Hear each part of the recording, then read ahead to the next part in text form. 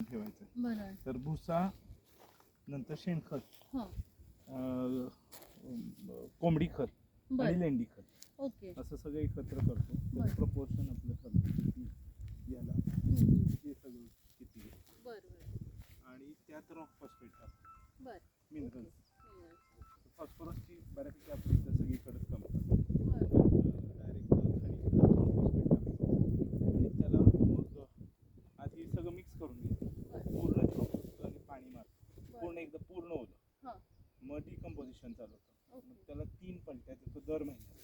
प्रत्येक पलटीबरोबर डिकम्पोजर, जीवामृत आणि मग त्यानंतर पूर्ण तयार होतं. जेवढा कंपोस्ट पूर्ण तयार झालेला मग आपण ऍक्च्युली शेतकरी शेण टाकतायत शेतात, शेणखत नाही टाकत. बिना कुजलेलं शेत आणतात गोठ्यातून आणि टाकतात. ती कुजण्याची प्रोसेस जर जमिनीत झाली तर मग हुमणी आणि हे वाढायचं प्रमाण खूप असतं. अर्धवट डिकम्पोज झालेलं ते खायला येतात. ते कंपोस्ट झालं की मग खायला काही उरत नाही. मग ते मुळ्या